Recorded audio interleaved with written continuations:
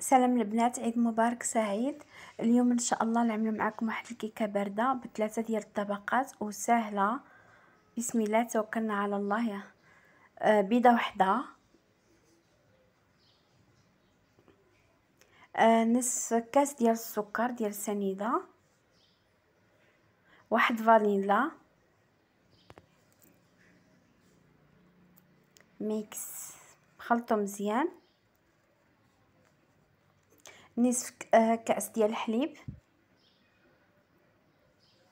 نصف كاس ديال الزيت، كاس ديال الدقيق، خماره وحده ديال 8 غرام، ملعقه كبيره كاكاو مور غير مغروفه وحده،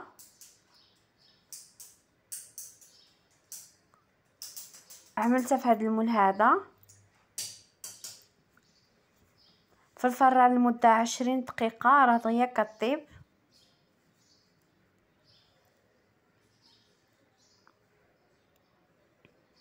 خرجتها وعملتها في هذا السيقل.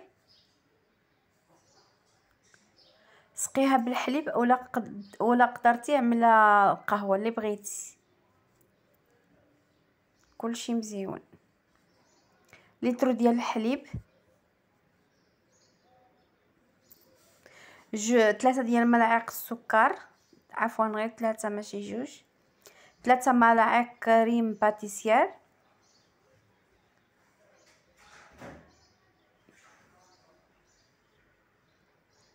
فلان كراميل،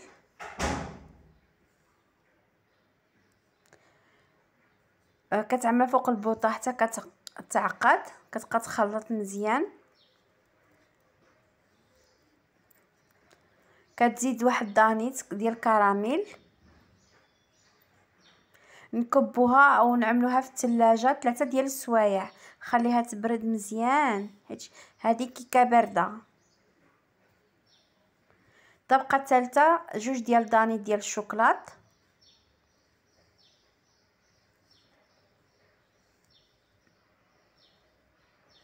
بيان مهرمش او الفول السوداني، كتخلط مزيان،